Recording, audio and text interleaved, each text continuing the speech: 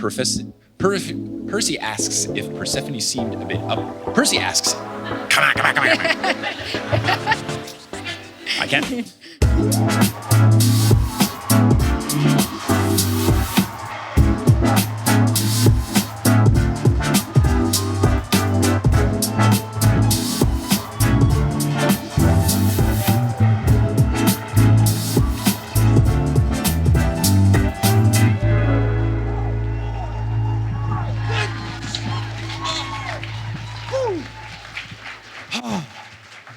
Oh, man. Helsinki, Finland, what is good? Oh, it is a delight to be here. I'm so happy to be here doing a TNO live show. I knew that this would be a fun time being in the city. It's been wonderful to be here as a tourist. It's been wonderful to be here as a performer. Last night, the part of the show was super fun. Tonight, we have a really fun show planned. We are doing the third story in the Demigod Files, and it's a chunky story. So let's not waste any time with pleasantries. Let's get our guest onto the stage for the show. Someone very special to me, someone very special to you, as someone who's a beloved voice on the podcast. Please make some noise for my wife, one of my favorite people on earth, probably my favorite person on earth, Kelly Schubert.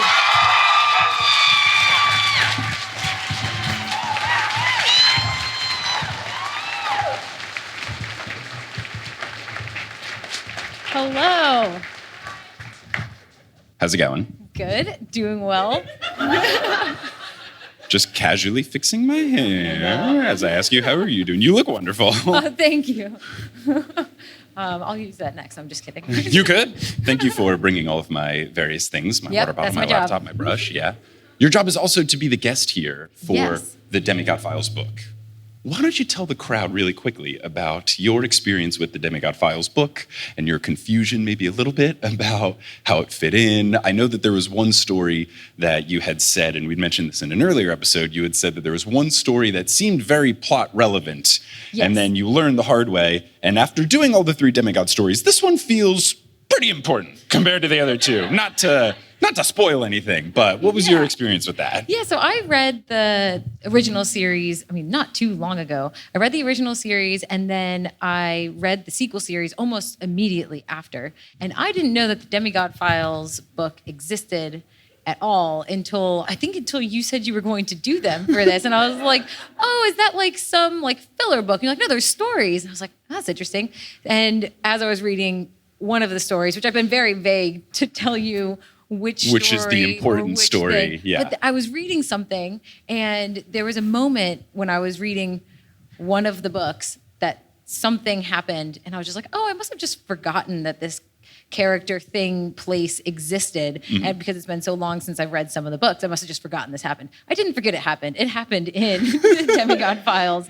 So it made me feel better about my memory, reading this and seeing that. And it also made me feel a little silly for not reading it at the correct time. It's okay. I don't think you're alone in that case. For anyone here, just by show of hands, who didn't know the Demigod Files was a thing before you read book 5? Okay, so cool. A third of the crowd. Yeah. Who only knew about it because I'd mentioned it on the podcast?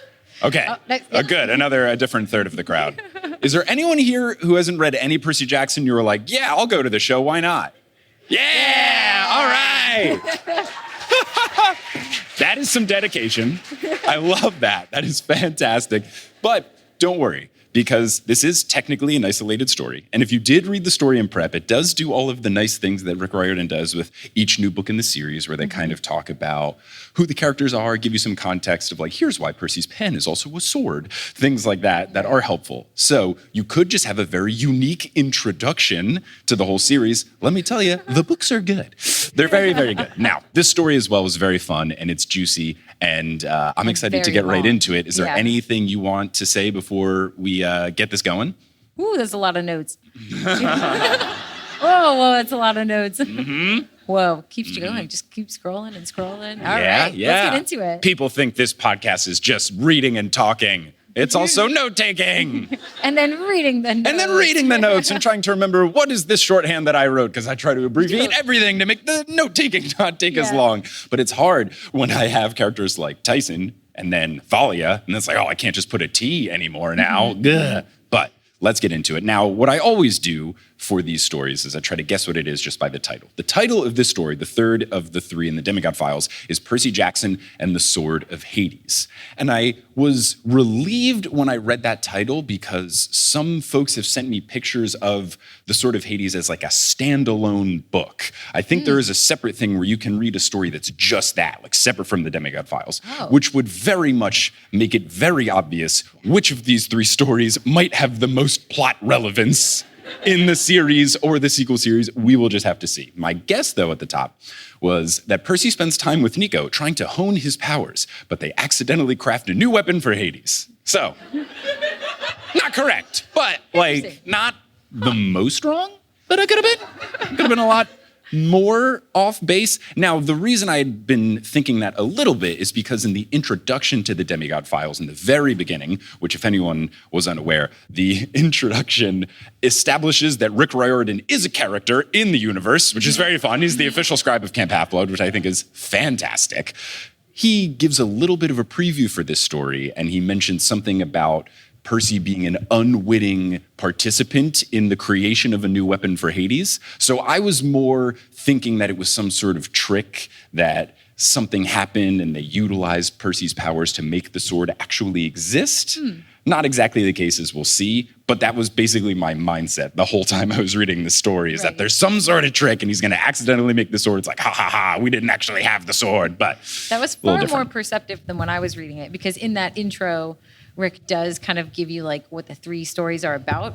I was reading the stories on the e-reader, and I finished the first two stories, and then there's like a map and some interviews and some like drawings and things like that. And I was like, oh, okay, it's over. And I put it down, and at one point you're like, Kelly, are you going to finish these? And I was like, yeah, I finished them. You're like, no, it says you have another story left. And I was like, what? Yeah, it says like 62% or whatever at the bottom of the e-reader. Which I didn't know how to look at that percentage. So I'm sure if I was holding a real book, I would have seen that there was a lot left. Would have been a wild choice if you had a book with about 40 pages left and you're like, this is done. Yeah. It must just be the credits. And then that's what I expected it to be. It was like the credits when I kept reading it, and then it just kept going and going and going, because it is very long as compared to the other ones. Yeah. And in your defense, a lot of, at least the publications of the books that we've been reading, they are later publications that aren't the first edition. So a lot of them will have the first chapter of whatever comes next in the series. Yeah. So I could totally see you thinking that you could safely skip the end because maybe it's just chapter 1, book 5 or something like that. Yeah. Which was at the end. Oh, really? Actually, That's there too? That's very fun. Too, which I then read because we hadn't gotten the 5th one on the e-reader yet. Right. And and we had to pester my lovely mother, Barbara Schubert, who does keep up with the podcast. But the problem is that because of tour and everything, I'm way ahead of the podcast. Yeah. So before we were leaving for tour, we had to start reading book 5 stuff. So we had to tell my mom, hey, you know how you were already going to buy book 5? For our e-reader that we have family sharing on for the accounts, you maybe want to buy it like a couple weeks early. So, you know, like, yeah, I could business expense it, but then all I really do is save the taxes, so I still have to pay the money because I'm my own boss, so I pay my own expenses. Like, if you were going to buy the book anyway.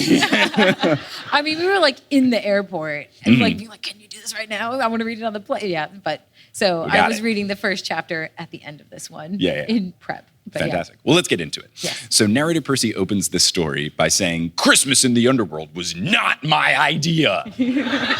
So we've got the setting right away. It's Christmas time. It's the fun Christmas episode. Hooray. Percy says that if he knew that he would be spending Christmas in the Underworld, he would have called in sick to avoid a demon army, a titan fight, and a trick that almost got Percy and his friends cast into eternal darkness. And right off the bat, I knew this story was going to be juicy. I was very excited to read this one. So Percy is in school for the last day of the winter semester, and he's taking his English exam, which is an essay about A Tale of Two Cities, and Percy certainly has not read A Tale of Two Cities. Nope. Trying to do his best job. Did you ever have to do this in an English class? Where you have to read the book? No, I guess that, I didn't have to read that one, but I meant, were you ever in a situation where you had to write an essay on a book that you hadn't read? Never. Yeah. No. I never went all the way as far into a test or an essay, but I definitely had classes where it's like, oh yeah, let's talk about chapter 10 at the start of class. What'd you guys think? And it was like, piggybacking off of what Frank said. No, I definitely read A Tale of Two Cities, and I actually liked that one. There were other ones that I just read summaries of and did not do well when trying to pretend like I read them. Did you enjoy reading A Tale of Two Cities? Would you say that it was the best of times or the worst of times? would say it was both. Okay, that is literally my entire knowledge of the Tale of Two Cities. I don't even know who wrote it. Dickens? I don't remember. It's been a long time. Dickens, yeah? Yeah! Anyway, so he definitely hasn't read the book, but he's got to try to figure out this essay. But of course, what happens? Mrs. O'Leary rushes on stage and starts barking like mad. So I guess they're taking the exams in some sort of auditorium of sorts. For the 5 people who haven't read Percy Jackson, she's a dog. So, But not just a dog, she's a giant hellhound named Mrs. O'Leary. Yes. Think very, very big dog. Very large, yes. Percy then describes her, for anyone who hadn't read the stories, and says that she is as big as a Hummer, which, do you guys get Hummers in Finland? Yeah. Okay, they're really big, gross cars that get like -5 miles to the gallon. Yeah. And now they've made an electric Hummer, but the amount of work that you have to do to like produce the battery and everything for it is just like worse than a regular car anyway. So it's just a mess. They're just always bad at every single turn. But they're big, so that's why the dog is compared to a Hummer. And it's also just this little side series came out in 2009, I think, and that's very like the era of Hummers. Like they were in all the music videos in the late 2000s. Yes. Hummers were in the background all over the place. Now, this also keys me into something that I was confused about before, because I thought Mrs. O'Leary was like Clifford the Big Red Dog size. I thought she was enormous. And then there was a time where she had bitten a Laestrygonian giant who's 10 feet tall. And then the book described the giant as trying to shake her off his wrist. And I was like, wait a second, that doesn't feel right. So I realize now that I was right about her being very big, because a Hummer, quite large. I think I'm misinterpreting how big the Laestrygonian giants are. I've always thought of her as a size-changing dog. Sometimes she's as large as a house. Sometimes she's the size of a puppy. And that's kind of how I've always thought about it, but I don't think that's correct. I don't think it's canonical, but it's fun. No, yeah. Percy thinks that the kids are going to scream, but they all go, aw. Then Dr. Boring, and narrator Percy says, I'm not kidding, that's his real name. I love Rick making a choice and then immediately justifying it. Dr. Boring says, all right, who's Poodle? So the mist is making this giant dog look like a poodle instead, which is very fun. Percy says that it's his dog. Some kid whistles Mary Had a Little Lamb, and then the others start to laugh, which I get it. You know, if you're a freshman in high school, having a poodle's not necessarily the coolest dog to have. I think they're cool. Although I would have pegged Mrs. O'Leary as like a black lab kind of energy. Right. Yeah. Very powerful for the mist to turn giant hellhound into poodle. I feel like that is opposite ends, not necessarily complete opposite ends, but pretty far opposite ends of the spectrum. But from my understanding, I'm not a dog person by any means. Aren't poodles like actually kind of mean, even though they look cute? Don't they like kind of like snap and bark? and getting some nods from the crowd? So I think I'm mixing it up with like a labradoodle in my mind, which is like part poodle and usually really kind. So this is. I thought you were about to say I'm mixing it up with French people who everyone just assumes, who despite their stereotype are so nice. I think they're very nice people. I think they just got a bad rap because they're mean to tourists, which is the correct approach to tourists, as one myself. Dr. Boring calls for the kids to stop and tells Percy that a dog can't be here during the final. Mrs. O'Leary barks and looks at Percy like she wants him to follow her, and he tells his teacher that he'll take care of this, adding that he's finished with his essay anyway. And as he's leaving, some kid goes, "See ya, poodle boy." Terrible insult. I love "see ya" being in there, because anytime telling Percy "see ya" is canonical, I feel validated in my choice of sign-off thing. However, poodle boy? Come on. There had to be something better than poodle boy. You can't just say a thing and then boy at the end. That's nothing. That's nothing at all. Poodle boy, the weirdest of the superheroes. Oh, poodle boy? Yeah. Your favorite X-Men character, poodle boy? Yeah, not great. I feel like you could have called him like Bonehead or something, Dog Bone. Yeah. Anyway, Mrs. O'Leary runs down 81st Street, but narrator Percy calls 81st Street East 81st Street because Uncle Rick is not a New Yorker. He is correct in that there is East Streets and West Streets, but usually with context clues, no one ever refers to them as East and West. Though we did almost have an issue where one of our friends, Hannah, almost... Was that the actual thing? I thought she got on the wrong train. I didn't think she confused East and West. We were afraid that she did. I think in Google Maps, you have to put in East or West sometimes. I don't remember. We'll have to catch up with her and find out if she was lost or wrong. Regardless, even though there are East and West streets in New York, even though it could be helpful, you never say the direction. You just hope with context clues people figure it out. But anyway, enough New York talk in Helsinki. And technically, we're even in Espoo, not at Helsinki, according to Google. Someone corrected me. I liked when someone replied to me, they were like, this show's not in Helsinki, it's in Espoo. And then I looked and I was like, it's a 15-minute train ride away. That's the same city. Okay. Look, this place is like right in between the two, which is perfect as my most downloaded cities in Finland. However, Helsinki has astronomically more downloads than Espoo or any other city. So I was like, it's the Helsinki show. For marketing purposes, it just made sense. Now, Percy follows Mrs. O'Leary and gets some strange looks, but it's New York City, so Percy knows that they've seen weirder things than a boy chasing a poodle down the street, as New Yorkers confirmed. We've definitely seen stranger things than someone running chasing down a the dog. street. Yeah, oh my God, that's easily one of the most normal things you could witness. So she runs 3 blocks north into Schurtz Park. Have you ever been to this park? I have been to that park. Is it a nice park? It's a nice park. I rollerbladed through it, and Cool. it was steep. Like, it takes you steep up and steep down. So I actually didn't like it for that purpose. Okay. But it was a nice park. I don't think I've been in this park, but we should go and then we can take pictures of it and be like, look, a Percy Jackson thing. The Sherry Guo approach to visiting landmarks in the U.S. She keeps sending me photos. She sent me one recently where she was at the Garden of the Gods. And I don't know if I've posted that episode yet, but she sent the edit. And I was like, Sherry, do you only take your family on trips to Percy Jackson locations? She was like, well, there's a lot of them, so it's easy to hide. She's like, actually, I'm going to Greece next summer. So. In her defense, there's so many national monuments that are finding their way in. They're like, you can kind of justify a lot of things, but it's just a fun thing that she's like, yeah, I went here as a kid too. Love it. Great. Shout out to Sherry helping out with all the edits. Now, they go to Schurtz Park. Mrs. O'Leary jumps over an iron fence and then runs into a wall of snow-covered bushes. Percy's frustrated because he didn't have a chance to grab his coat, so he's already been cold, but now he's going to be freezing cold. He follows Mrs. O'Leary and sees that on the other side of the clearing is a whole bunch of icy grass and leafless trees, so very snow-fallen New York. He notes that the East River is steel-colored, making me wonder if he's ever seen steel or the East River. Because I would not call the East River steel-colored. It's not gray. Yeah, it is on an overcast day. I guess on an overcast day, but I think it's got a little bit more of a blue hue to it than he's giving it credit for. Yeah. Sometimes. No. I'm colorblind, so I'm not We'll find out. We'll go to the park and we'll find out for real. Sure, yeah, we'll do that. And we'll put it up to, we'll get like one of snowy those paint things where they name all the colors, funky things, and then hold it up and see if steel matches. The back of Percy's neck begins to tingle, so he uncaps Riptide and asks Mrs. O'Leary what's bothering her. Mrs. O'Leary doesn't speak English, though, so not necessarily the most helpful question to ask, but a golden metallic deer emerges from the bushes. It is so bright that it's hard to look at, but narrator Percy says that it may be the most beautiful thing he's seen. Come on, Percy, you've seen Annabeth. Yeah, he's got to make sure that she doesn't read this. Mrs. O'Leary licks her lips, but then out comes another figure. This time it is a girl in a hooded parka with a bow. And I was like, oh, Thalia's back in the mix. That could be very fun. And it is Thalia. She removes her hood and asks Percy, Percy? Percy is excited to see her and asks what she's doing here. And then this is the exchange that happens from the book. It says, quote, following the golden deer, Thalia said. Like, that should be obvious. She goes on to say that it is the sacred animal of Artemis, and then nervously asks why a hellhound is here with him, since they're normally evil.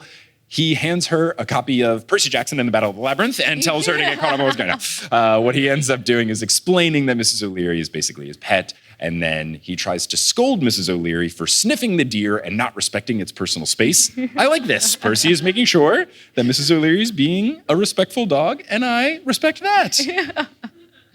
Oh, I just imagine this like giant dog sniffing this very beautiful, godly deer in the most comical kind of way. It's like one of those classic unlikely friendship videos that you see online. Yeah. It's super cute.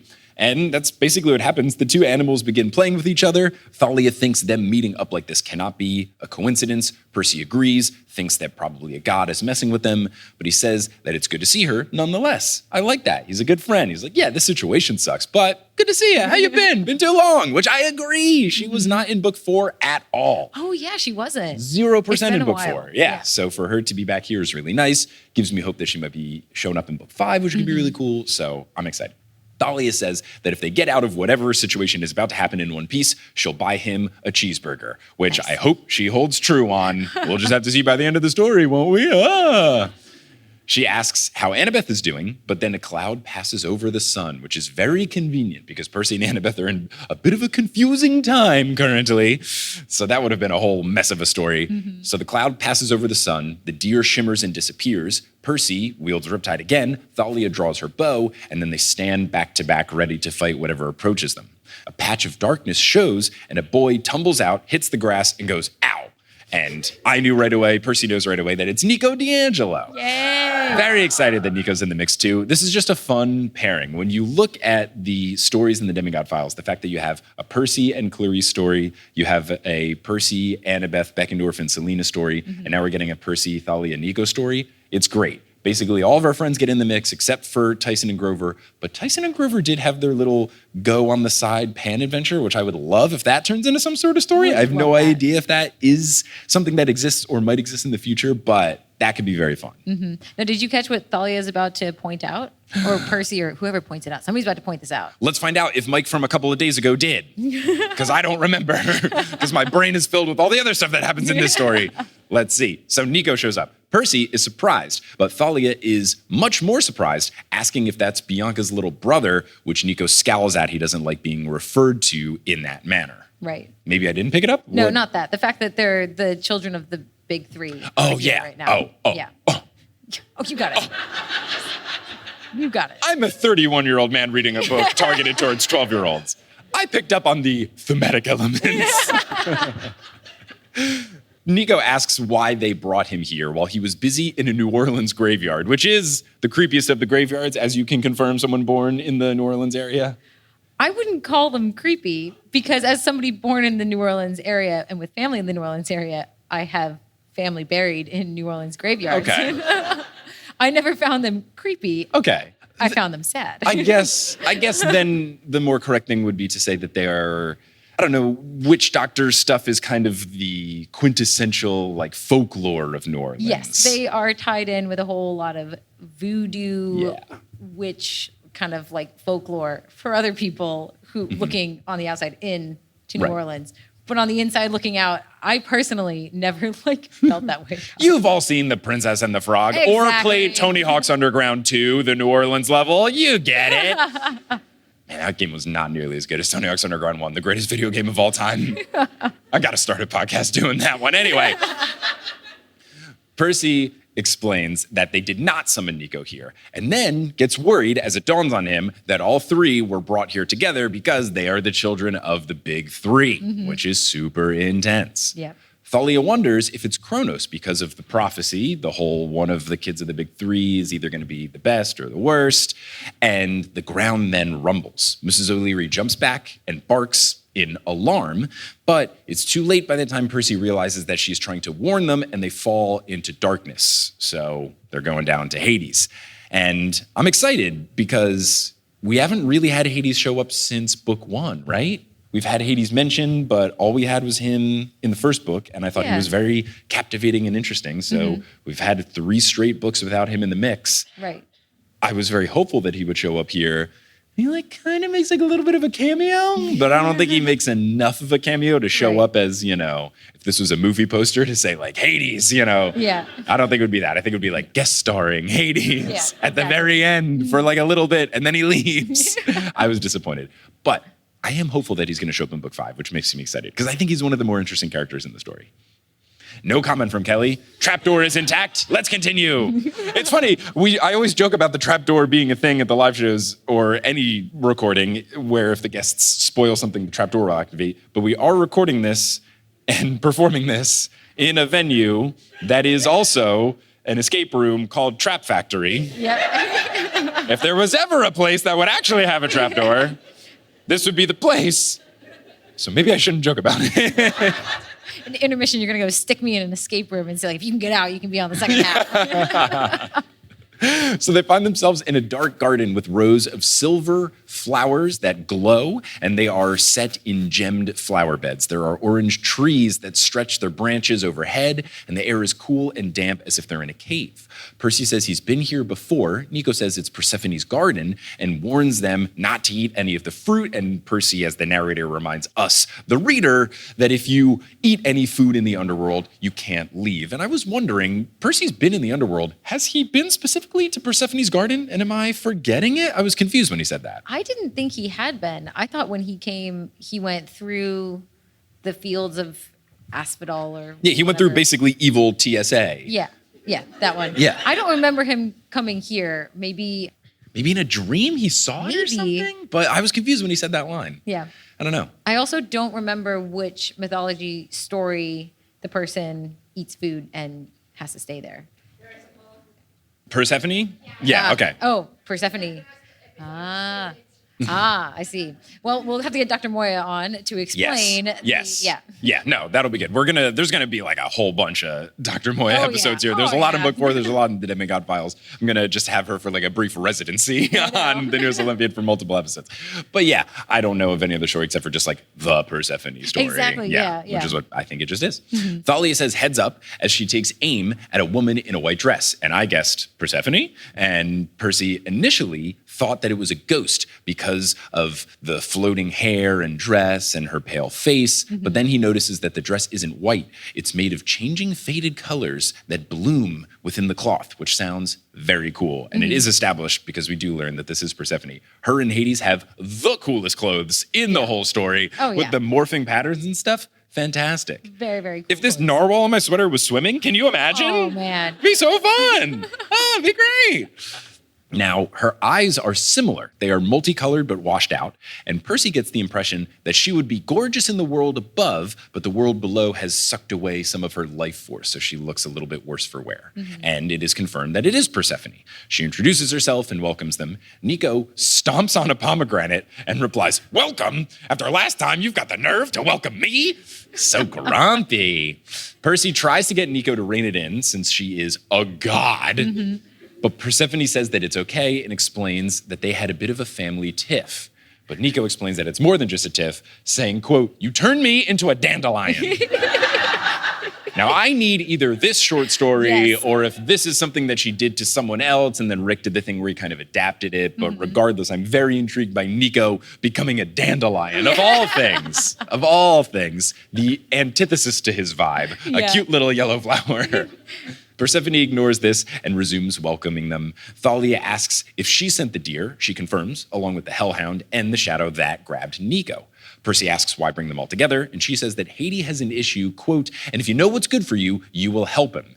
And I have to say, as someone who is familiar with the story of Persephone from Hades Town and Hades the video game, I like those other Persephones better. Yeah. They are far less demanding. Hades Town version of Persephone is fun and soulful and very good at singing and just the life of the party. And then Persephone in Hades the video game, I won't say much because of spoilers if you have not played the game, but I will just say much more pleasant to be around than this seemingly very bossy Persephone, very demanding and like, I've snatched you here against your will. Now listen to what I've said. Be grateful for this. Like, all right, I don't know. Are you on the same page? Oh, I'm on the same page. I haven't played Hades, but watching Hades Town, I like that Persephone more than this like angry, demanding Persephone that we get here. Yeah, no, we've seen Hades Town twice. Persephone, phenomenal. Wonderful. Both times. Even the second time, it was, I think, technically an understudy, and it was some slip of paper that's like, the role of Persephone will be played by someone else this time. And she was a phenomenal actress. So I was like, if she's not the best, who's the best? I mean, she's so good. So she explains that if it were spring, she could have met them in the world above, but for winter, the best that she can do is have them down here with handmaids attending to them. Narrator Percy notes that she sounds bitter, like she doesn't love being down here during half of the year, and that tracks with the other things that I know about Persephone, at least the Persephone in Hades Town, that's very much her vibe. Yes. Now, as if she can read Percy's thoughts, she says that Hades is her husband and master for whom she would do anything. She says that she needs their help quickly as there is a matter that is centered around Hades' sword. And Nico says Hades doesn't have a sword. He uses his staff and his helm of terror in battle, or his spear and his helm of darkness if you're playing Hades the video game. Persephone corrects Nico by saying he didn't have a sword. So Thalia asks if he's crafting a new symbol of power without Zeus's permission. And then Persephone points at a table, and an image of skeletal weaponsmiths forging a hunk of iron into a blade with skull-shaped hammers shows. I love that they're on the vibe where even their hammers are shaped like skulls. Feels like an inefficient hammer, but the vibes are immaculate. You can't touch it. She says that war with the Titans is approaching, so Hades must be prepared. Thalia says that the big three would never allow it because it would unbalance their power-sharing agreement. And Persephone goes, oh, it would make them equals? Which, gotta hand it to her. It's a good saying that the power balance is really a seesaw with one end sticking up in the air and one end flat on the ground because the big three have way more power over Hades. And he's the only person that followed their rules of their pact that they signed. Right. Technically, yes. Yeah, right. We got to figure out exactly what's going on with Nico and Bianca before we can know, but it seems like he's the only one that obeyed the rules, but we'll have to see. She assures them that Hades has no plans against his brothers, but also he knew that they would never understand, so he made the weapon in secret.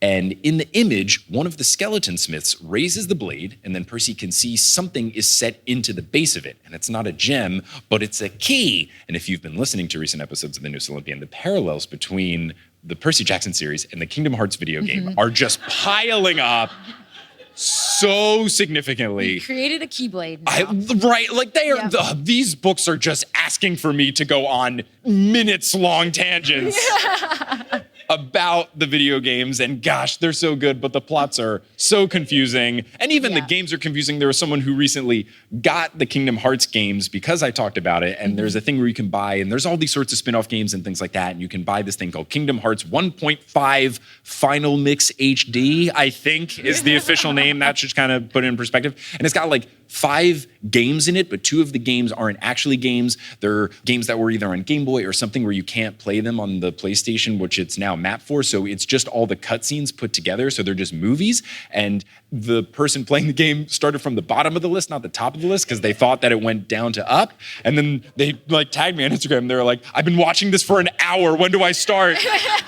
And the only reason I knew what was going on is because Kelly and I went through the same situation. But now we did go top to bottom because we figured that was it. But I also extensively Googled what games to play in what order. But then that one, we didn't realize it was a movie. We thought it was a game. And after like 45 minutes of cutscene, we're like, look, I know the intro to Kingdom Hearts games are usually quite long, but this feels a bit excessive. And then Googled it. It was like, oh, it's just a movie the whole time. So I apologize for this person that I've led astray. To anyone. Like, I know a lot of people have played Hades video game because they talk about it. If you wade into Kingdom Hearts, you have to do extensive research before you open that chest, and you can't blame me for anything. It's out of my hands. They're great, but they're wild and they're super confusing. And if you watch a 7-hour quick explainer video about the lore in Kingdom Hearts, like, that's gonna happen. It might be in your future, but man, those games are so good. But they're so confusing. And that's just part of the fun. Exactly. I kind of just ignore the plot the majority of the time. It's the general vibes of good versus evil, and that's about all that I get. Thankfully, the good people usually smile and look bubbly, and the evil people have giant white hair, and it's pretty clear that they're evil. So usually you can kind of figure it out. And it's one of those, like, you try to get it, and if you don't know what's going on, you're like, the struggle of good and evil, light versus dark. We know what's happening. Exactly. Anyway, Percy Jackson. So Nico gags and asks if those are the keys of Hades. Thalia asks, what are the keys of Hades?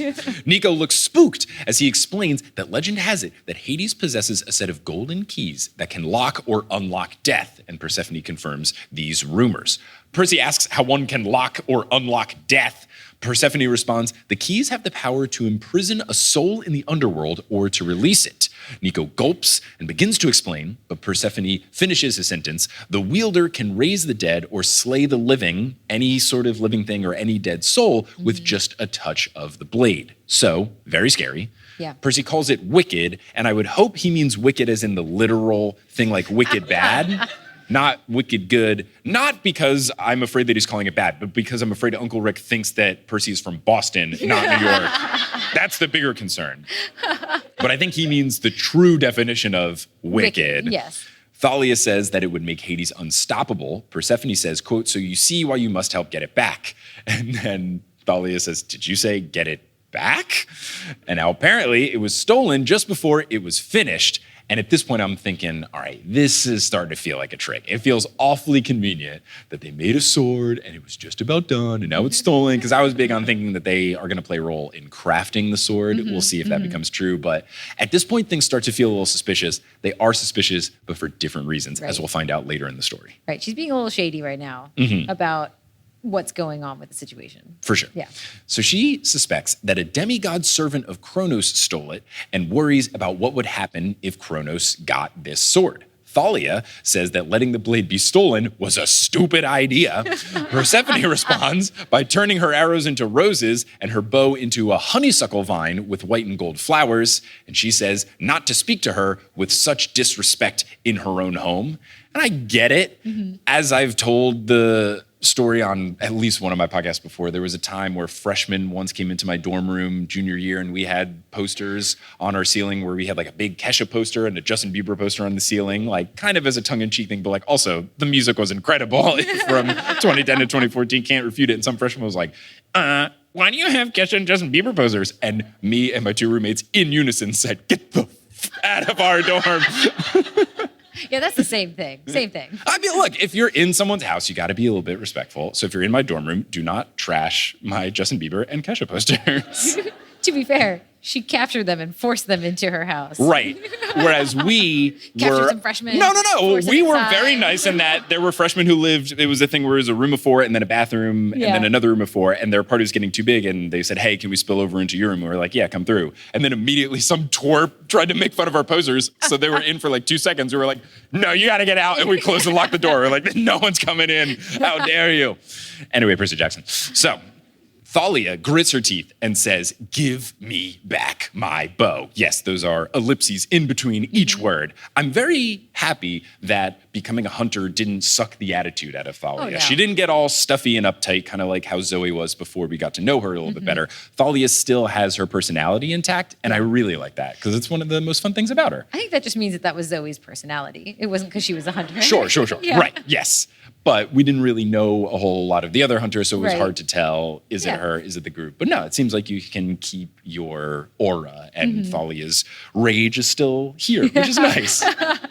Persephone transforms the bow back to normal and says that the sword may still be in the underworld because Hades used his remaining keys to lock up the underworld. Nothing can go in or out until he finds the sword. And I thought, what is this, 22 Bridges starring Chadwick Boseman, where they shut down all the bridges in New York City so none of the criminals can leave? A plot that would never work, ever. That made no sense. I've not seen the film, but that did not make any sense at all. Like, yeah, we'll shut down all the bridges. Be like, what about the ferry? I don't know. Hades is now channeling all of his efforts to find the thief. Thalia asks, all right, well then what do you need us for? He's the god of the underworld. And I thought that's a very good question. And that's why I'm thinking Persephone's being a little fishy here. Persephone says that hunting for the blade has to be kept secret. They've locked the gates, but they haven't explained why to everyone in the underworld. Hades' servants cannot be used for the search, and they cannot know about the search. Nico adds that if they knew about it, and if they knew Hades was in a pickle, they might leave him in favor of the Titans, so he understands Persephone's perspective. Right. It feels very fishy that there's just too many constraints on this quest. Right. It's a lot of things happening that are very convenient, and then as Percy will think about later, why isn't Hades here? He's not saying any of this. And it's a lot of like, here's what's going on. Don't ask questions. I've already thought about all of the different things you might talk about, which is the first thing you do when you're coming up with the lies. You think of like, all right, what if they ask me this? I'll say that. What if they ask me this? I'll say that. Like, it's too well crafted of a story where it feels ingenuine. Yes. Persephone doesn't answer, which is also a huge red flag when you ask someone a question and then they just pivot and move on. Percy notes that she looks a little bit nervous as a goddess could look. And she says that no immortal, not even Kronos, can steal another immortal's weapon, so it has to be a demigod. She's really pushing the narrative of a demigod thief pretty hard, so I was worrying if that was the truth, but we'll have to see. Her plan is to use the three of them to catch this demigod. Percy asks why us, and she explains that they're the kids of the big three, which makes sense. And then she continues saying that no one could defeat their combined power, and she also believes that them helping Hades would send a message to Olympus, that they trust Hades. The big three has a newfound respect for him, Yeah, et cetera, that's the part I don't like the most of this. That's the Yeah. sneakiest part. She's like, I want you to do it, not because you're the strongest and the best for the job, but because that means that you support Hades, which Percy then says, but we don't. So Yep. Yes. Thalia immediately replies, but we don't trust him. Percy agrees and checks to see if Nico's on the same page, basically going, yeah, right, Nico? And then Nico doesn't say anything. So then Percy a second time goes, right, Nico? Nico takes some time, but then he eventually responds, I have to do this, Percy. He's my father.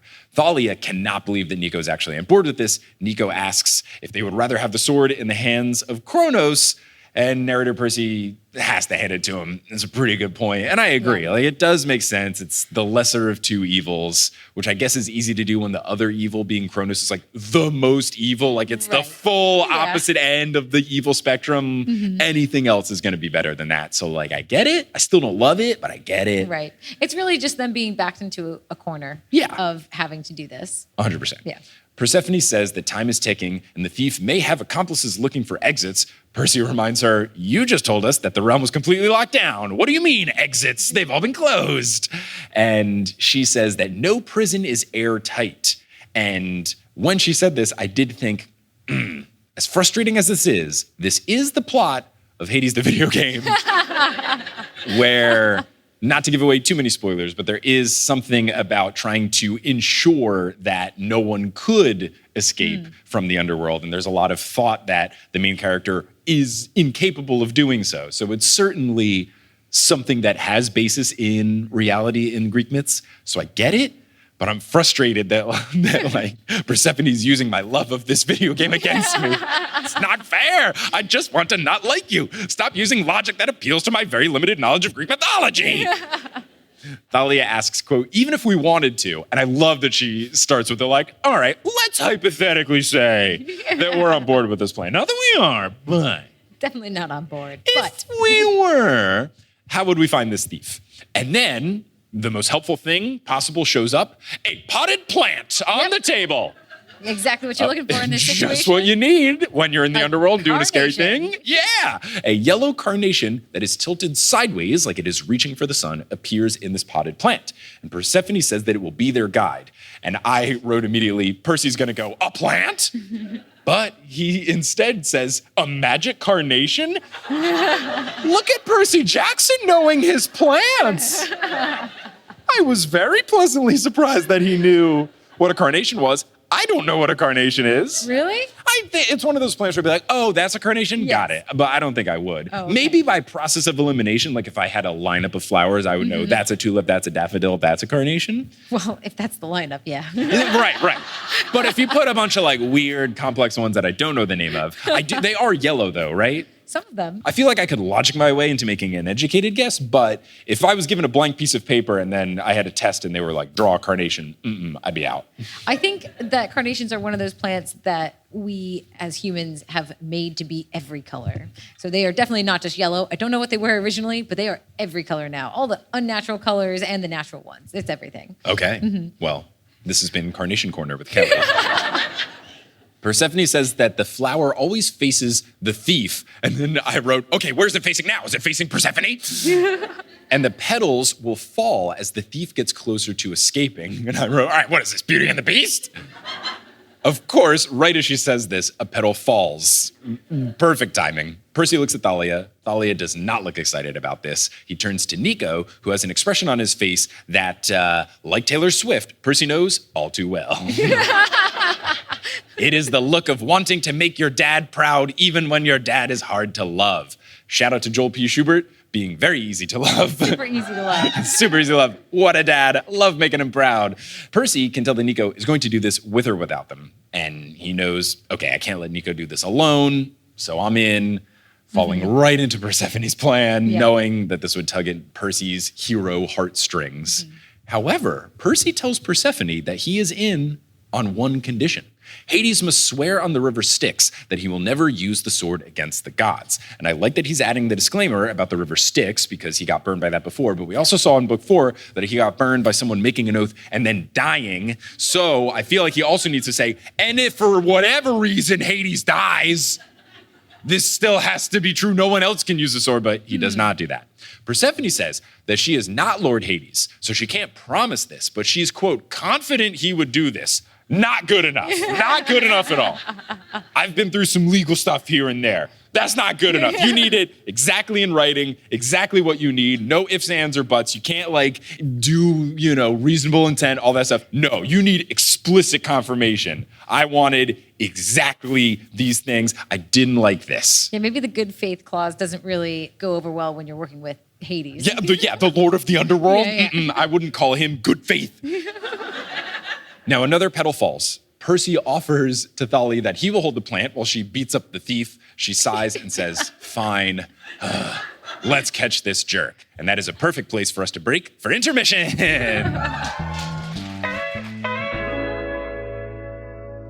Hello and welcome to the Demigod Files once again here in Utah, here to give you some updates and some information and stuff. First and foremost, let me do a correction. Earlier in this episode, I referenced a film which I called 22 Bridges. Correction, it's actually 21 Bridges. My apologies. I also then watched the trailer, and in the trailer, they talk about shutting down the water, so my whole what about the ferry situation has already been answered by this film. I'm not going to watch it. What am I talking about? Let's talk about the podcast. First, really quickly, in case you haven't heard, just a reminder that we have upcoming shows with tickets live. We are going to be in Seattle and Vancouver at the end of the month, May 24th in Seattle and May 26th in Vancouver, Canada. And then in the middle of June, we'll be doing a run in Cleveland, Detroit, and Toronto. The guest for Seattle and Vancouver is my buddy Nathan Cox, who you might know from some old Potterless episodes, or my improv troupe if you happen to watch any Tribe Called Yes stuff. Then in Cleveland and Detroit, it's going to be Eric Hamilton Schneider, a good podcast friend of mine. And then in Toronto, it's going to be Kelly Schubert. She's a good egg, isn't she? So those are the guests that we've got lined out. Make sure that you're following TNO on social media. That's where I will be posting the updates about what chapters we're covering. So if you want to go to one of those shows and you want to make sure you've read the right portion in prep, that's where I will be announcing those. I'll also mention it in a future episode. But if you want to get tickets to those shows, you can go to thenewestolympian.com/live. And also this coming Friday, May 19th, there will be a few more shows with tickets live. That is going to be Hartford, Connecticut, Chicago, Illinois, Milwaukee, Wisconsin, and Minneapolis, Minnesota. Those dates will also be live at thenewestolympian.com/live. And the Hartford one is in July, and the other three are in August, the 7th, the 8th, and the 10th for Chicago, Milwaukee, and Minneapolis. Now, live shows aside, I often talk about the Patreon in the mid-roll breaks as well, and I often talk about director's commentary, and I guess I've never really described that. So in case you've never listened to one of those and you're wondering, what the heck does that even mean?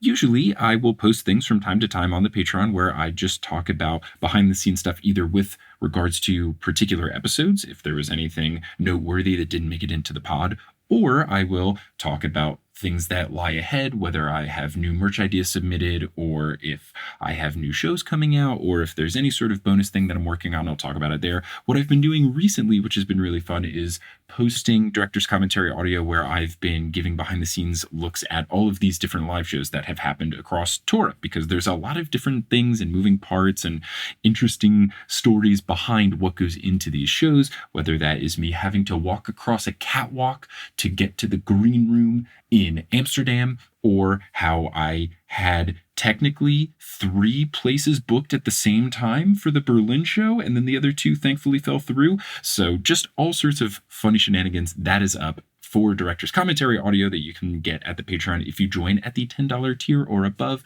But speaking of that Patreon, let's give a shout out to the folks who have joined the crew most recently. So shout out to our newest Demigod tier patrons, Kyle Summers, Riley Garrett, Grits, Melissa Rangel, and Morgan. Thank you all so much for your support. May Dionysus bless you that if you're putting together any sort of thing for a party, whether that is food for a potluck or a drink or anything like that, you just nail the proportions perfectly. Another note that I've been talking about recently, if you've had any audio issues with the podcast, please let me know. Please send me an email to thenewestolympian@gmail.com. It seems like with the most recent episodes, there have been fewer issues that folks have been having. But if you have any sort of thing where the episode skips or repeats or anything like that, please send me an email to thenewestolympian@gmail.com. I'm trying to get it sorted out. Feels like there's progress being made, but I'm not positive. Let me know. Now, if you're all caught up on the news Olympian and you're looking for a new podcast to listen to, I make a whole bunch of podcasts. I'm an independent podcast boy. I put a lot of work into my shows, and I think they're very good. And one show that I think you would enjoy is Meddling Adults. Meddling Adults is a game show podcast for charity where I serve as the host and guests compete to solve children's mysteries, and whoever solves the most / earns the most points across the episode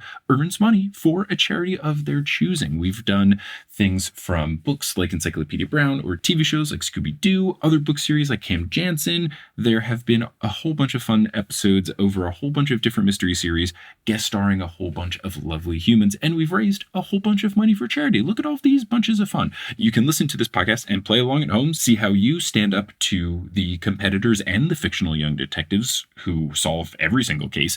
You can listen at meddlingadults.com, or you can search for Meddling Adults wherever you get your podcasts. Now, before we wrap up here, you're going to hear words from a few sponsors who make it feasible for me to be a full-time podcaster. Some of these ads will be read by me, others of them won't. The ones that are not read by me are inserted locally, so if you live in Brazil, don't be surprised if you hear an ad in Portuguese. But once those ads are complete, we'll get back to this episode of The Newest Olympian. This episode of The Newest Olympian is brought to you by Annie's Kit Clubs. Now, if you're Sally Jackson, you have a very interesting situation in that your son Percy is constantly in danger, and maybe you need something to pass the time. You're at home wondering if he's going to be okay. Maybe you want a little bit of a hobby, maybe one that's relaxing and fulfilling. You could pick up a new hobby or further develop one that you already have in a crafty manner with Annie's Kit Clubs. Annie's Kit Clubs deliver creativity right to your mailbox. You get a new shipment every single month with supplies and instructions to make something beautiful. Whether you like crocheting, quilting, knitting, or other crafts, Annie's has a club for you. And they even offer clubs to try a variety of crafting techniques if you are new to the game,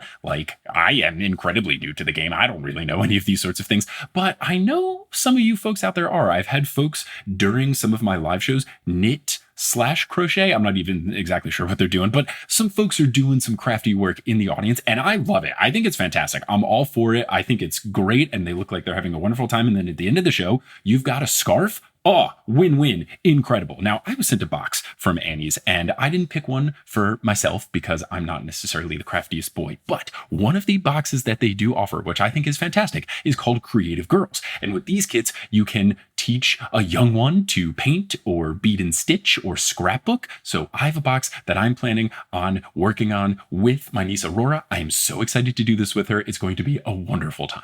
No matter your age or your skill level or your crafting interest, you can explore your favorite hobbies with convenient kits that are just the right size. And if you use the promo code MIKE50 at checkout, you will receive 50% off your first kit. You just have to go to annieskitclubs.com. That is ANNIESKITCLUBS.com and use that promo code MIKE50 and you'll get 50% off your first kit. So if you want to do some crafty work while you patiently wait to make sure that your son is okay and didn't get destroyed by various monsters, you can start using Annie's Kit Clubs today. Hello, welcome back for an intermission. How's it going, everyone? Missed you all so dearly, and now we have the rest of the show, which after talking to Kelly, who sometimes I will use this in emails to make sure she sounds nice and important. I'll refer to as like, the producer on my podcast. Instead of being like, can my wife go? Kelly made the very astute observation that there is a whole bunch left in this story. We're not getting through it. We're not going to finish it. So rather than rush through and not have any fun, let's just get as much done of the story as we can. Leave some fun time for Q&A in the end, and then we'll pick up this story in Germany. Yeah. So, I like to say that you're time optimistic is, I think, what you're afflicted with. You're time optimistic, and I think that's what was happening here, thinking we could finish this. I took out the physical book upstairs, and I showed him a representation of how far we were, and I was like, this is not going to happen. Yeah. What remains is, I think, twice as long as what we've done, which will be perfect for doing a chunk of this now and then doing the rest. So for anyone, listening after, one extra episode of TNO than was marketed. So most people happy. The people who leave 1-star reviews because I'm going too slow, devastated. But let's get back to Percy Jackson, where we last left our heroes. Thalia said, let's go catch this jerk. So let's go catch this jerk. As they make their way through the Underworld, Percy notes that it looks identical to the last time that he visited. and they haven't decorated for Christmas at all. I did kind of expect this to be like one of those fun in TV series where they have a Christmas episode and everything's just a little fun and lighthearted. When he opened with Christmas in the Underworld, I thought there was going to be a little more cheer. I'm not gonna lie, I thought there would be decorations down there. You thought it was gonna be like Nightmare Before Christmas, where it was like a mix of skulls and Santa? Yeah, something like that. Or like one of my favorite Christmas movies, Anna and the Apocalypse, which is a movie about zombies at Christmas time. It is a zombie Christmas coming-of-age musical. It's very good. They're not paying us to say this. It is a Scottish film, and it is wonderful. It is marvelous. Very delightful. And you can probably watch it online for it. Not a lot of money, because it's like a small little indie film. Great stuff. So they're going through the Underworld. Percy is devastated that there's no Christmas decorations. And Percy feels silly carrying the carnation the whole time, which I can get, just like running around with a potted plant. Nico is leading the way because his blade can clear out any path through the undead. Thalia groans that she should have known better than to go on a quest with a couple of boys. And I would like to protest because pre-becoming a hunter, Thalia was all about Luke. She loved Luke. She was all into boys. Boys are great. Boys, boys, boys. Oh, no, I'm a hunter. I don't like boys anymore. They're so stupid. I've never liked boys. Like, you used to love boys. Come on. To be fair, the boy she loved is now a very problematic boy. Yeah, that's true. If there was ever going to be a boy to sour you on boys, it's Luke. It would be Luke. Yeah. Percy asks if Persephone seemed a bit uptight. Nico says that she always acts this way around him because she hates him, which I think is very interesting, and I was curious. Thankfully, they cue us into what their relationship is like. Percy astutely asks why she would include him on the quest if she hates him. Nico thinks that it was Hades' idea in a tone that makes Percy think that Nico wishes that it wasn't the case. There's a very interesting dynamic going on. He wishes it was the case. Oh, was the case? Yeah. That makes more sense. He wishes, He is hopeful that his dad sees something in him and wants him on this quest. And Percy does not think that that's the case. Yeah, that's way better. Thank you. Missed the careful not. Well, that is the tricky thing with taking these notes sometimes, is that sometimes all it takes is 3 characters to mean the opposite of what it actually was. Narrator Percy finds it odd that Hades didn't give them the quest himself. He wonders, if the sword is such a big deal, why would Hades send Persephone instead to explain the whole situation? Which I think is pretty logical. Some good reasoning from Percy. He thinks of Hades as more of a direct person, saying that he would want to do this himself, so it all just feels a little bit fishy. And I think it is. Yep, like we were saying, sneaky, fishy, shady, all the things. All of those synonyms. Narrator Percy says, quote, Nico forged ahead. No matter how crowded the fields were, and if you've ever seen Times Square on New Year's Eve, you have a pretty good idea, the spirits parted before him. This is a great excuse for me to make fun of Times Square, as I always like to do. Any chance that I can get. And the reason that I want to specifically do it is in a recent episode, I bemoaned it because it's horrible and it's the worst. And then someone commented on the Facebook group, they were like, I'm European. Why is Times Square so bad? So I don't know if I've been explicit enough about why Times Square is so bad. So let me just make it crystal clear in case any of you fine folks travel to New York, do not go to Times Square. Times Square is crowded with tourists. It is not cool. The only attraction is seeing the giant advertisements, the big like digital billboards. So what are you gonna do? Go see capitalism, the attraction? It is awful. And what's especially awful about it is that very close to Times Square is Broadway, which is very cool. And very close to Times Square is Central Park, which is amazing. So it's a bad thing with really cool things surrounding it. There's nothing to do there except shop in overpriced stores that are not cool, like the M&M store. I know there's a BTS Line Friend store, which is very cool. So, but then all the food is like the Olive Garden and Bubba Gum Shrimp Company. Like nothing is good there. The only thing to do is look at advertisements. Don't let them win. Except for any advertisement that you hear in the mid-roll break of the newest Olympian. And if it's read by me, buy the stuff. Because that's the good stuff. Anyway, I do think as a New Yorker and having to walk through Times Square, if you need to get through it for any reason, it does suck for a lot of reasons. However, I can see the appeal to it from a tourist standpoint simply because lots of famous movie scenes and TV series scenes have been filmed there. And if you want to go there for that reason, I can see why you might do it. But I feel this way about like the windy street in San Francisco, which is just like bad traffic, the tourist attraction. It's one of the things that like, it's just famous because it's famous, and it's just in movies because it's famous. Like there's so many other cool things to do. Yes. And if you go to schub.es/NYCFAQ, you can look at my list of things you should do in New York instead. True. I agree. There's also, though, the only thing that I ever go there for is the place where you get discount Broadway tickets. That is actually cool. Is located the TKTS. there. The thing that I would say about Times Square is like, if you happen to walk through it or near it for something you are also doing, fine. Yes. But do not make it your destination. But if you are going from the High Line to Central Park and you can find a way to walk through it, or in my recommendation, view it from a safe distance, you can do that. Don't go to it. I agree with that. Anyway, we're supposed to be talking about a book. Let's talk about that book. It's Percy's fault. He brought up Times Square. On New Year's Eve, too, which is the worst. Oh, that's a whole nother thing. I will never do the ball drop. I will never understand the ball drop. The weather's always terrible. People literally wear adult diapers so that they can not have to use the bathroom, because you have to camp out there all day just so that you can be closer to Ryan Seacrest. Yeah, no. The only time I ever thought to myself, should I do this, was when BTS was going. Sure. But you know what else BTS does? They go on tour. And that is exactly what you said. And I said, yeah. And that lasted about 5 seconds, and then it was over. The idea of going was done. It's just bad because even the performances, like each band only does like 1 or 2 songs, and they do the whole thing where they like don't let them do it very live, like the Super Bowl. It's a mess. Anyway. And what I heard, Go. They don't let you stand in front of whichever stage you want to stand in front of. So you might go there for an artist that you want to see and not get to stand at, because they have multiple stages around the square, and you might not be allowed to stand in front of the one that you want to see. Ugh, atrocious. We're never going. We're never going. Thalia, about Nico being able to deal with these crowds, says, quote, he's handy with zombie crowds. I'll take him along next time I go to the mall. So she's still sassy and she's still fun. She still likes to go shopping. I'm glad Thalia has stayed the same.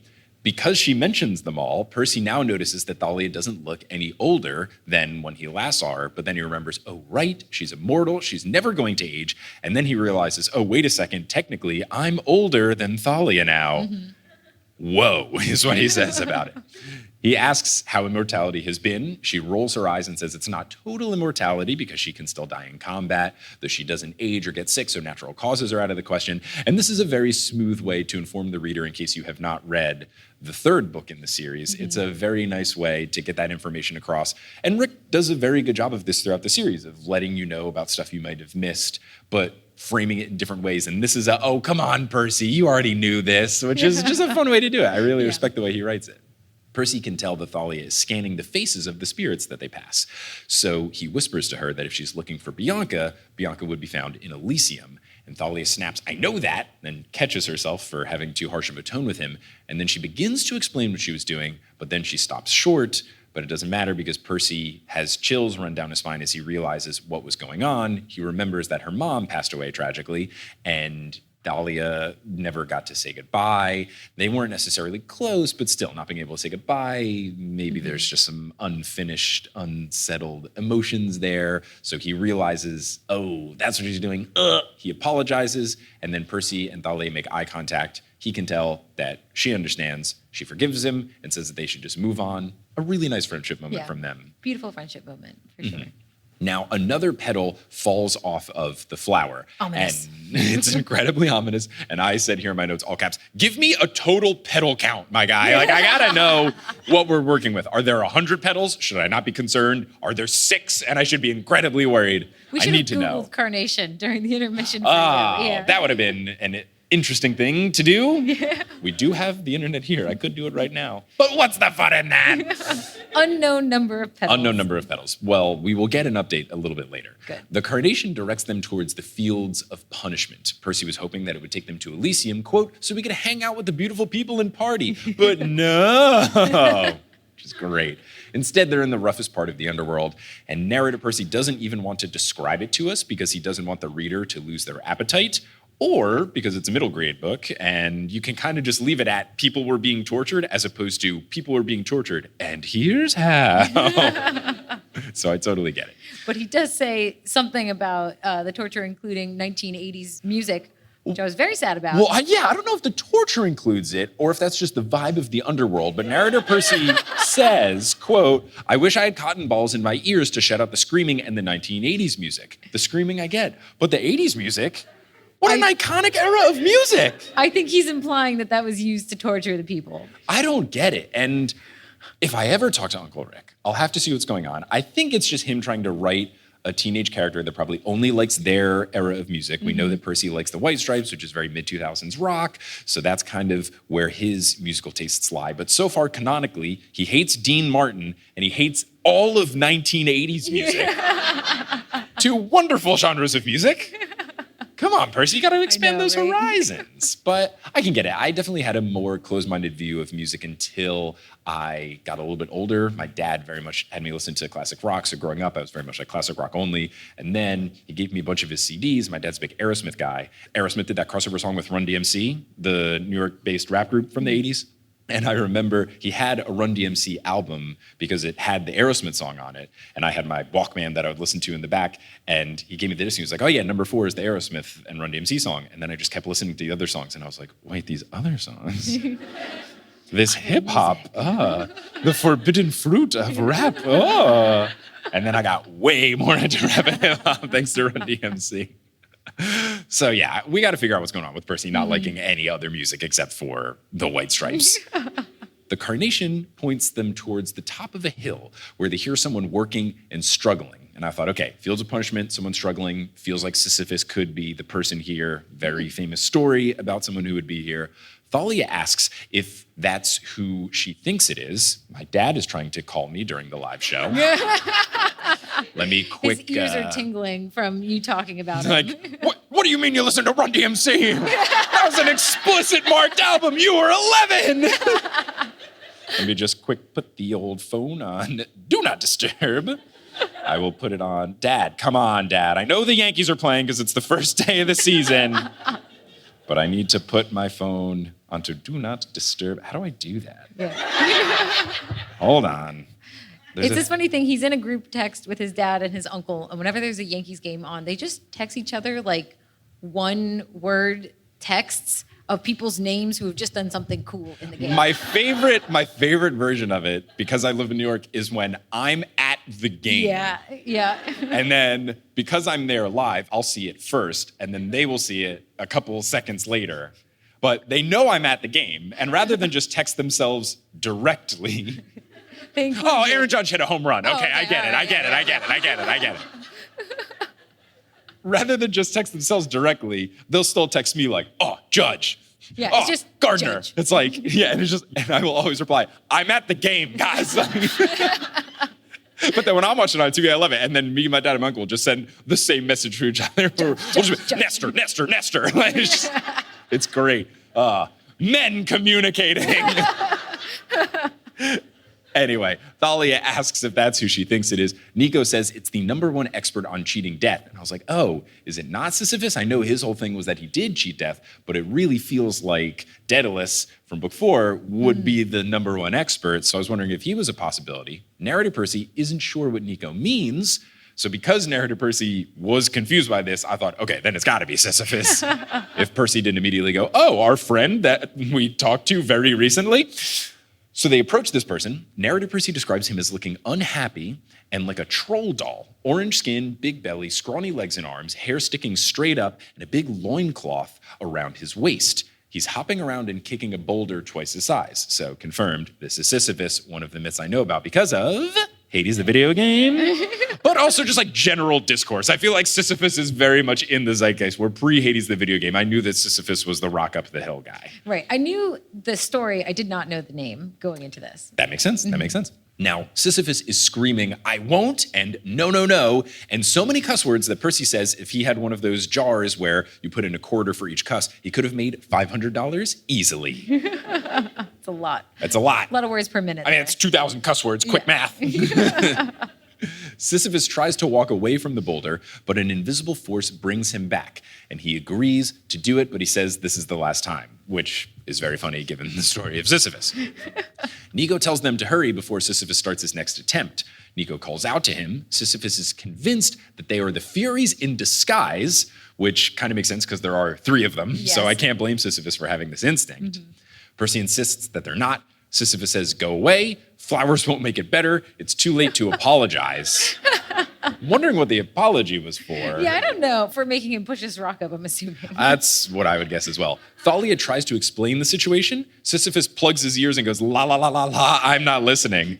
And this Sisyphus is so different from the Hades, the video game Sisyphus. Yeah. First and foremost, the Sisyphus in Hades, the video game, is ripped, which makes sense since he is always pushing a boulder up a hill, but also everyone in Hades is ripped, so it's a little tough to say. But also, he's so nice. He's one of your friends in the game. He's very much at peace with his punishment, and in the game, he's friends with the boulder, who he calls Bouldey. And then as the game progresses, you can become friends with Bouldey. And there are things that will happen where Bouldey gives you a very slight power-up. Like other power-ups will give you 20% more attack power or 15% health protection from any attack. Bouldey sometimes will give you things where it's like 2% boost to everything. And then underneath it will say, Bouldey believes in you.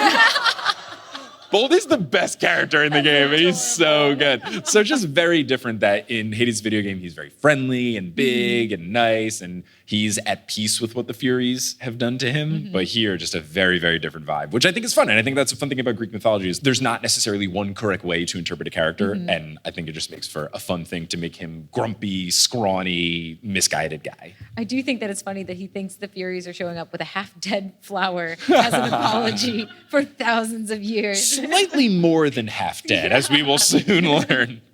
So they basically have to play a game of tag with him until Thalia grabs him by the hair. He yells that he has rocks to move. Thalia says that she will move the rock if he talks to Percy and Nico. He's surprised. She confirms that she means what she says. She pushes him towards her friends and then begins pushing the rock up the hill.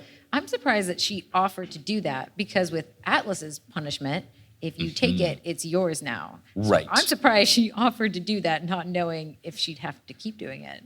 That's a very good point. Yeah. My guess would be the story of Sisyphus is so prolific that maybe she already knows what happens to him later when he tries to get out of it. Maybe she knows that and doesn't have to worry about it. Maybe. Because she did go into this interaction saying, is that who I think it is? So it feels like she's pretty well versed in the Sisyphus myth. But that's a really good point. That's the only thing that I could guess. Yeah. But there is a point when he does, spoiler alert for what I'm going to say in 4 minutes, when he does try to run away, there is a part of me that wondered, oh no, is it the same Alice situation? So I get that, and yeah, you're totally right. Yeah, I think she's moving the plot along a little bit too. That also could be it, where it's just like, we don't need 3 sentences of this. Good thing we've talked about it for 2 minutes and 30 seconds on the newest Olympian. But that's what we're here for, Uncle Rick. That's why this podcast is good. Please come on the podcast when you're promoting the TV show. Sisyphus scowls, pinches Percy's nose to confirm that he's not a Fury, and then asks what's up with the flower. Percy says that they are looking for someone and the flower is guiding them. And Sisyphus bets, this is a Persephone tracking device, isn't it? And then he says that he tricked her and he tricked them all. And Percy turns to Nico and asks, translation? Which is perfect. And if I had the budgeting to just pay Dr. Moya to be with me 24/7, would save me a lot of time just to be like, hey, what's this? Nico explains for Percy and for the reader's benefit that Sisyphus cheated death by first chaining up Thanatos, also a character in Hades, the video game, the Reaper of Souls, so that no one could die. When Thanatos got free and was going to kill Sisyphus, Sisyphus told his wife to do incorrect funeral rites so that he wouldn't rest in peace. He then tricked Persephone into letting him go back to Earth to haunt his wife, but then he never returned. Tricksy. Indeed. One of my favorite things about this interaction is while Nico is explaining this, halfway through, he turns to Sisyphus and goes, can I call you Sissy? And Sisyphus goes, no. And then Nico goes, so Sissy, and continues. Very, very fun. Sisyphus laughs that he stayed alive for 30 extra years before they tracked him down and finally killed him. And of course, I got to ask Dr. Moy about the full version of the story. Percy asks if the eternal boulder rolling up the hill as a punishment was worth it. Sisyphus calls this just a minor setback and he will soon break free. Nico asks how he would leave the Underworld since it's currently locked down. And then Sisyphus says that someone else asked him the same question, which perked up my ears and all of the ears of our trio. Percy's got a really bad feeling about this, asks who it was. Sisyphus says that it was an angry young man who didn't offer to help with the boulder, just held a sword to his throat. And my first instinct was, well, that's Luke's signature move. But then my second thought was, he's not a demigod anymore. He's Kronos incarnate. So I don't know if Luke is down here, but that's very much a Luke vibe of thing to do. Nico asks who it was and what Sisyphus told him. Sisyphus says he's not sure because he's never seen him before. He had a long package in a black cloth, perhaps skis or a shovel, and then I wrote in my notes, or a sword! Percy asks what he told him. Sisyphus says he can't remember. Nico draws his sword and tells him to try harder. Great motivation. Sisyphus asks who has a sword like that, and Nico says, a son of Hades, and then Sisyphus gets to talking.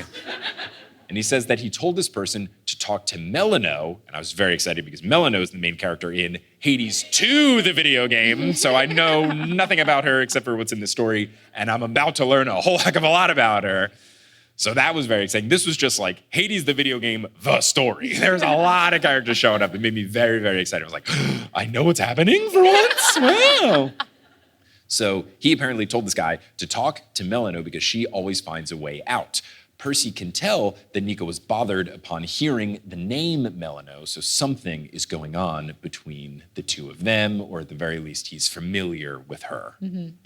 Nico says that talking to Melano is asking to get yourself killed. Sisyphus says that he's cheated death before and he'll do it again, and Nico asks what this demigod looked like. Sisyphus says that he had a nose and a mouth, incredibly helpful, but then he says, and one eye, and I was like, Tyson, no!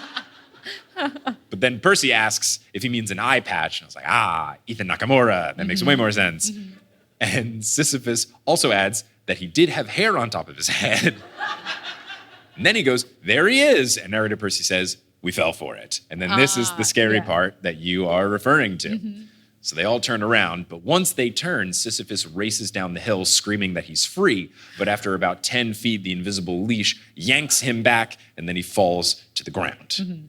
So you can't really leave the area, I guess. Exactly. Yeah. So it's not necessarily that the boulder kind of sets the trap. It's more of the area he's in is the trap. I guess it's like the hill, not the rock itself. But it does seem like the rock is a little bit enchanted based on what we'll learn from Thalia in a little bit. Yeah. Now, Nico and Percy bring him back up. He curses them in Greek, Latin, English, French, and several languages that Percy doesn't recognize. So I'm guessing Swedish and Finnish. And then he says, quote, I'll never help you. Go to Hades. And Nico says, already there. Thalia says, incoming. And the boulder is bouncing towards them. Sisyphus braces and is able to stop the boulder. He asks Thalia to take it again, but Thalia refuses and says that he's on his own. He begins another round of cursing, so they realize this guy's not going to help us out anymore. So they leave, and Nico directs them towards Melano's cave. Percy is convinced that this demigod in question is Ethan Nakamura. Nico remembers him, but thinks that Melano is a bigger problem than Ethan. We didn't really see what happened to Ethan after he helped bring Kronos back, right? He kind of just fell to the ground, revealed that he was a child of Nemesis, and then Percy had to deal with running away from the Lord of Time, so we didn't really get to see what happened to him. But yeah, he didn't die, right? He was just kind of like left in the room, and I guess he's still on Kronos' squad. Right, we didn't really learn what happened next, and I'm assuming this is kind of what happened next. He's risen through the ranks enough to have this important job to do. Yeah, and this makes sense that he would come back because I was talking to Johnny about Ethan Nakamura, and Johnny was like, oh, classic. He's one of those characters like Chris Rodriguez where it's always his full name. And then he talked about Ethan Nakamura as if he was a bigger deal.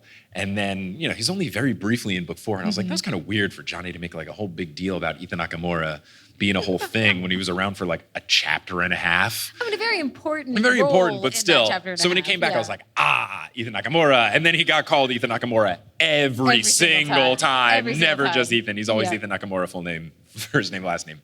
Percy can tell that Thalia is a bit off, so he asks her, what's up?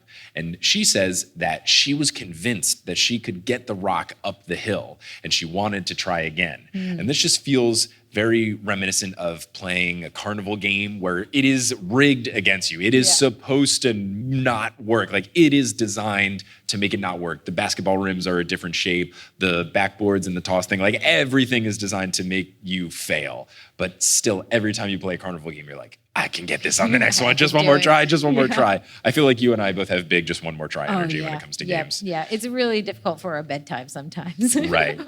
one more try with a game like that, or just one more day when we're playing Stardew Valley, it can add up quickly. We've stopped playing most competitive games against each other, but it's like neither one of us wants to end on us losing. Right. So it's one more game. Yeah, and the best outcome is a tie, and then we'll go to bed. Yeah, it's a little tricky. Percy says that they should just get out of there as soon as possible. They end up walking for a very long time. 3 more petals fall, and I just wrote in my notes, how many petals are there? Percy then, the next line clarifies that half of the petals are gone. So we're at a halfway mark. Half of how many, though? I mean, right. We don't know the exact number, but still we at least have some sort of timeline going on.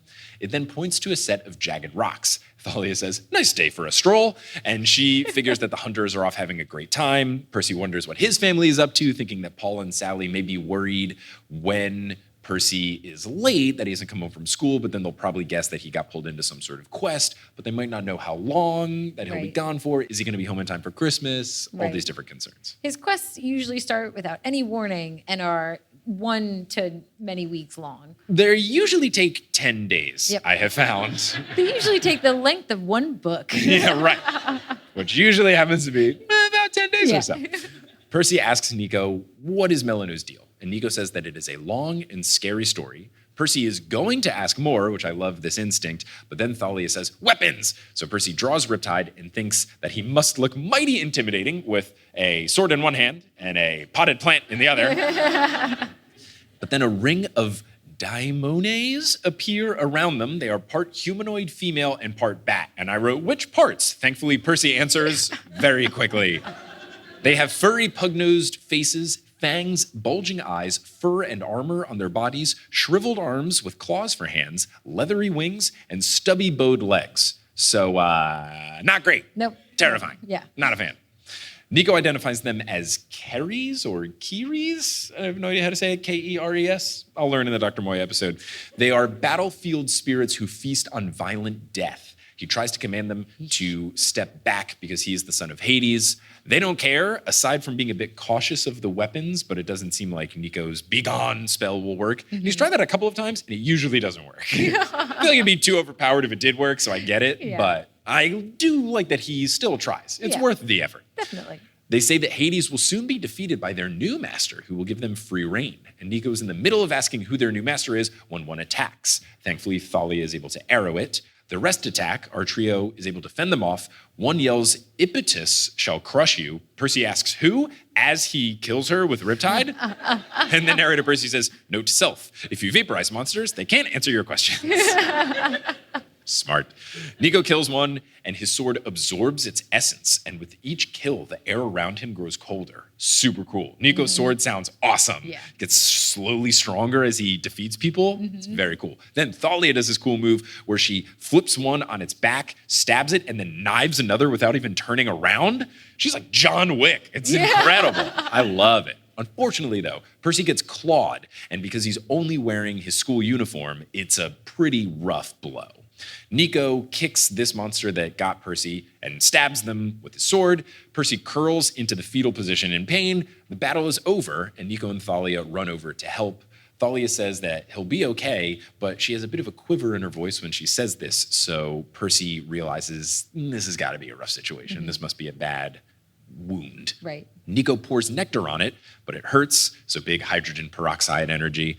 Percy notes that this is a risky move given nectar's potency, but it ends up working, and Percy only passes out a few times.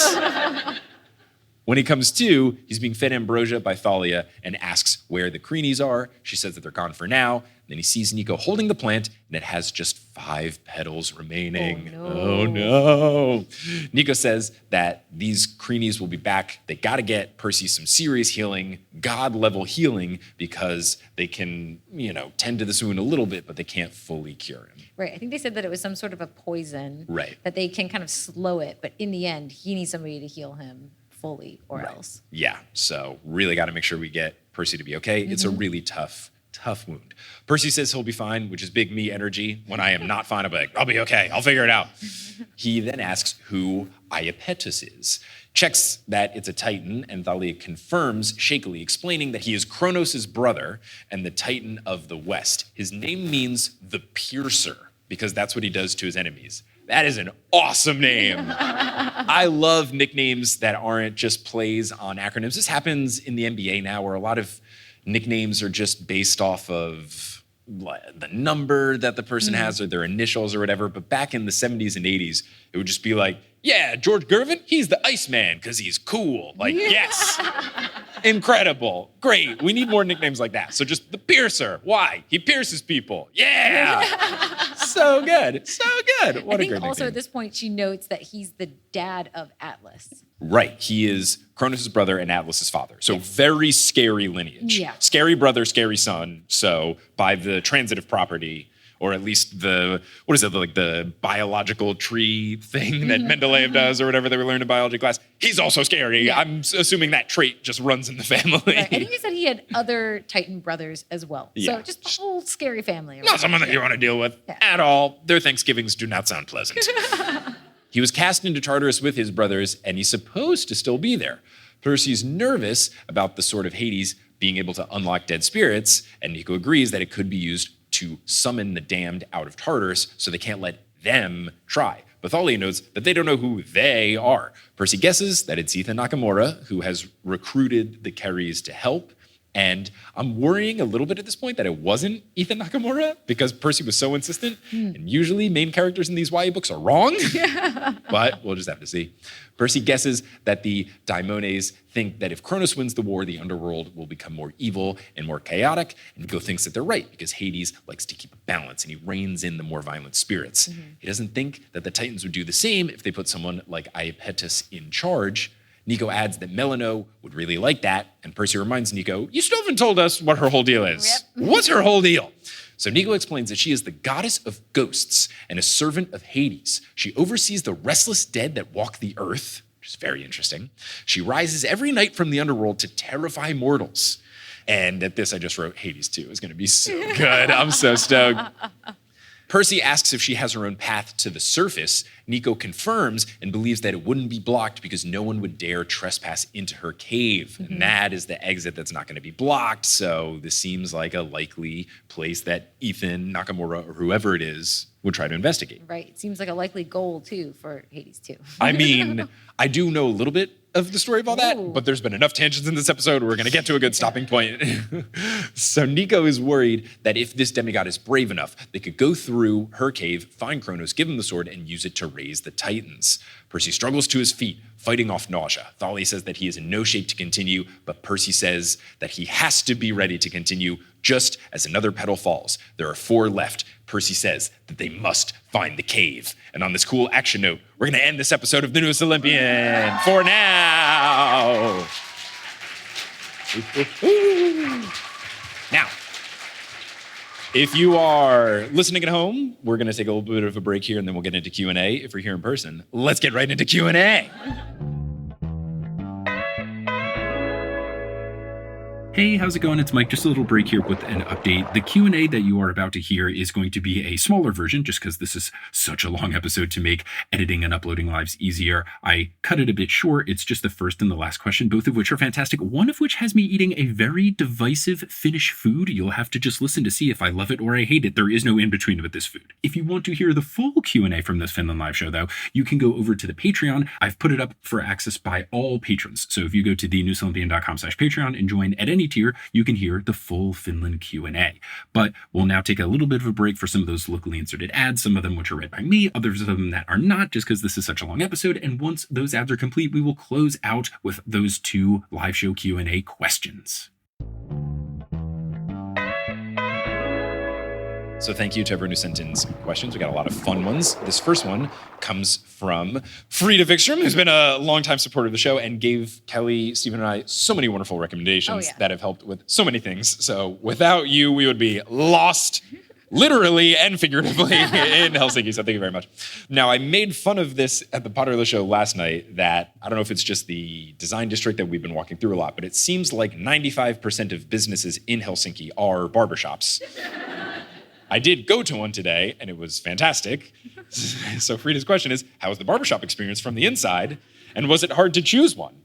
It wasn't too hard to choose one because there were a bunch nearby where we were staying, and I just went for the one with the highest reviews. A lot of them had really good reviews, though. I just ended up going to the same place where I was able to pick up my hair care product because the Norwegian TSA said my hair care product was too big of a liquid, even though it's a paste, and it was in a 120-gram thing, and it had to be less than 100, but it was, I was so upset. Of all the things to get thrown out, my hair care product, come on, I need my pomade. But I ended up going to the same place and it was great. And I really enjoy going to barbershops where the barber does not speak English because then they just cut your hair and they don't do any small talk. And I was in and out of there in like 25 minutes. It was great. I got to start doing this more often. So that was from Frida, who signs this as your personal tour guide / Olympic court member. So yes, thank you for the help, the advice, the support, everything. Okay, so I think this is a perfect note to end the show on. So this one is from Nia. Nia says, hey, did Mike try salty licorice yet? Yeah. I'll be right back. Happy to. Mike did not try salty licorice yet. I was gifted some black licorice, but it was like sweet black licorice, like soft chewing black licorice. And that was pretty solid. I'm not a big black licorice guy, but as far as black licorice goes, that would be my favorite. I've not tried the salty stuff because as we talked about on the show last night, Kelly and Steven tried it at this traditional Finnish restaurant that we went to, and their facial reactions made it look like it was not a good time. So I passed on the salty licorice. But then when we were there today, we were like, it would be kind of funny if you ate it on stage. I think to close out the show, I will try this salty licorice, which I hope I don't like. Do you like, if I don't like this, is that, oh my God, everyone's filming. Great, very fun. Let me just get the big jug of water here, just in case this is really bad. It seems like pretty 50-50 on if people like it or not, so I don't feel like I'm gonna offend. Oh, we're just here to watch you suffer, great. Okay, well, let's see, I will fill up my water glass in preparation. God. So we've got, I will hold it up. I don't know if there's like a recognizable brand of it by the shape, but I will hold up the shape. There are two in here. I will not be having two. So it's like this. It's like a diamond shape with like some ridges on it. I think someone gave us a small box of these. Depending on the reaction, maybe we will give these as a gift. So that's a good one in the box. All right, all right, here we go. Okay, they're very salty. Do I like this? Yeah, that's fine. That's so weird. I like it. Oh, here, check the microphone. I was going to say, it feels like you muted me so that I couldn't be anti the salted licorice. Wow, well, I got you too, so, Yeah,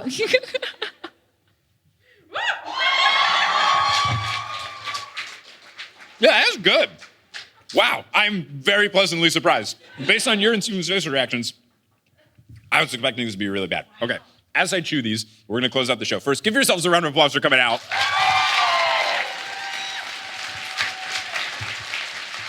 None of this would be possible without you, so thank you so much. Give it up for Kelly for being an incredible guest.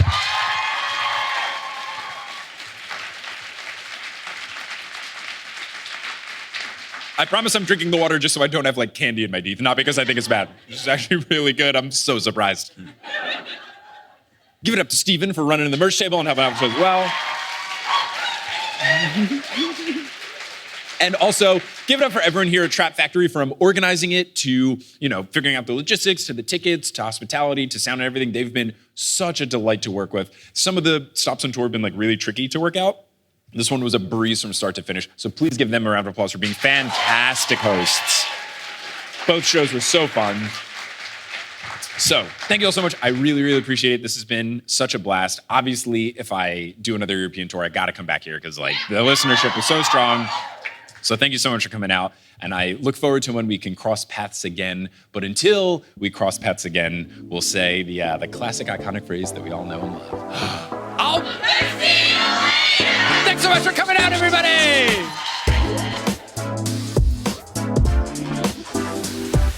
Thank Thank you so much for listening to this episode of The Newest Olympian. This podcast is created, hosted, and produced by me, Mike Schubert. I also run the social media and the website. Our editor is Sherry Guo. The music is by Bettina Campomanes and Brandon Google, and the art is by Jessica E. Boyd. If you love the show, you're all caught up on the show, and you just can't get enough, you should check out our Patreon, where you can get access to loads of bonus content, bonus episodes, bloopers, director's commentary, monthly Q&A live streams. All sorts of good stuff lives at thenewestolympian.com/Patreon. And if you want to rep the show, you can get some merch at thenewestolympian.com/merch. If you want to be part of a larger community, you can join the Patreon, get access to our Discord, but you can also check us out on social media. We're at Newest Olympian on Twitter, Instagram, and Facebook. We have a subreddit, reddit.com/r/thenewestolympian. We even have a TikTok account that Sherry runs. It's at Newest Olympian, and lots of good stuff on social media. This show wouldn't be possible without our patrons, and I want to give a shout out to our Ultra God tier patrons: Lotta Bartova, Kelsey Gillespie, the Damn Steam Nuggets, Vicky Garcia, Ellie Hoskovchova, Veronica Bartova, Haley Hastings, Robin Garcia, Frida Vikstrom, Megan Moon, Olivia Y, Craig McRoberts, Taylor Payne, Giselle Salvador, Peter Johnson, the Twin, Sabrina Balsiger, Boney Pony, Heather McMillan, Casey Williams, Polly Burge, Nikki Harris, Tatiana Schmidt, Sandra Rose, Bridget Lowry, Josh Sayer, Josh Wilkie, Abby Ryan, Wise Girl, Ashton Gabrielson, Marco Redhouse, Falcon, Joey James, Christopher William Boucher, Caden Mack, Sam Reeby, Carly Allen, Riley Kiedis, Mary Kelly, Audra, Mackenzie, Mrs. O'Leary, Aaron Wood, Rodith Kalna, Milo Kim, Fred Cabras, Harlan Christ, CC Reeds 23, Sandkoff, Julia Kendall, Emil Oscar Thomason, Liz Cardigan, Michelle Spurgeon, Zachary Hamilton, Sarah Neal, Ricky, Francesca Pacheco, John Drillsma, Demigod Nurse, Rayla Matthews, Riley Dragon, Luna Kadoon, Sky Mallory, Elizabeth Obermiller, Aiden Parziani, Biggest Tyson Fan, Hunter Landstrom, Captain Jack Rackham, and Sky Captain and the Princess. If you want to help out the show in a non-monetary way, tell a friend about the show. That really helps a ton. Reach out to someone directly and say, hey, you love Percy Jackson, or hey, you've been looking for an excuse to read Percy Jackson. There's this podcast. It's very good. The host is very humble. You could also talk about us on social media or leave us a rating and review on whatever podcast app you're using. All these things help, and I really appreciate all of you who have done that or will do it in the future. But I'm just so thankful that you tuned into this episode, and I hope you tune into our next episode, where we will be joined by Stephen Parra to complete our coverage of the Demigod Files during the second half of the third story, live in Munich. But until then, I'll see you later.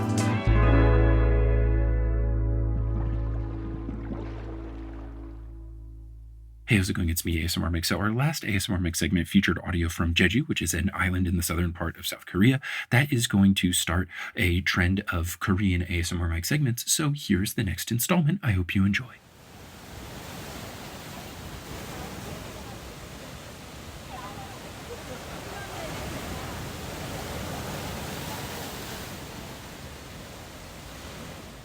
Thank you for listening.